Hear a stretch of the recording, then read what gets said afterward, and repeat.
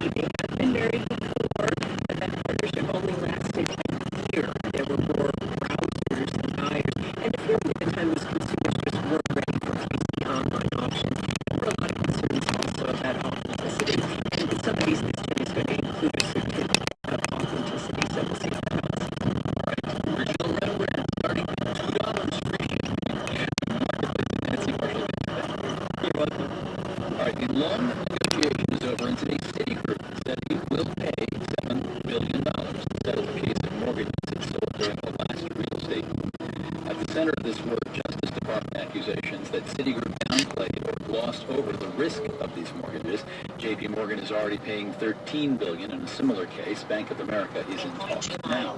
Let's check the numbers. The DAX index in Germany is up 0.8%. The 100-share index in London is up 0.2%. Dow, S&P, and NASDAQ futures are up. General Motors says it will pay victims of its defective ignition switches with its own cash, not using liability insurance. We assigned Kate Davidson to explain why an insured company would pay out of pocket. There's precedent for creating a compensation fund with your own money, says Robert Hartwig. He heads the Insurance Information Institute, an industry-funded group. BP in the wake of the Deepwater Horizon disaster was completely self-insured. Generally speaking, what it paid and what it continues to pay is completely out of its own pocket. Risk management consultant Peter Viscardi says a lot of companies self-insure when they get to be the size of GM. Many of these companies have assets greater than insurance companies. Their balance sheets are strong enough to absorb a certain degree of losses on their own. They often set up captives, wholly owned insurance subsidiaries. GM won't disclose the terms of its coverage, though it says it has insurance. Still, there may be reasons not to use it. Robert Hartwig says insurance companies scrutinize claims. Was the driver speeding? Was the driver impaired? Not tapping insurance means GM could lessen what analysts see as a bigger risk, more damage to its reputation. I'm Kate Davidson for Marketplace. Turn left on Connecticut Avenue. Marketplace Morning Report is supported by Reputation.com, advising that people should check their online search results because search results define you or your business. Learn more at Reputation.com. Sustainability coverage is supported in part by the Candida Fund, furthering values that contribute to a healthy planet. Part of auto racing is the sound.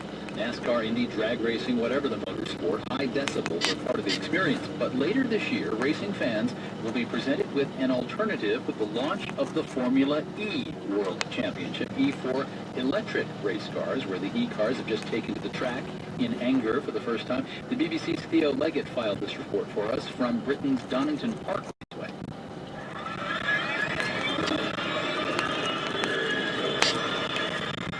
Okay, despite what you might think, that isn't the sound of an overpowered vacuum cleaner or a giant food mixer. In fact, it just could be the sound of a revolution taking place in the world of motorsport. I'm talking about Formula E, the first ever world championship for electric racing cars. It starts in Beijing in September, and there'll be races in cities around the world, including Miami and Long Beach. And it isn't just for fun, as the series chief executive Alejandro Agag explains. The objective of Formula E is to have more electric cars in the streets of the cities around the world. We think electric cars help to solve big problems that we have, like city pollution. So with Formula E, we want to accelerate that change towards electric cars. The cars themselves look sleek and purposeful, quite like an Indy car or something from Formula One. But when they leave the garage, there's no revving engine, no pungent smell of burned fuel, just a frantic, high-pitched whirring. And if spectators find it all a bit strange, so do the drivers. Among them, former IndyCar racer Catherine Legg.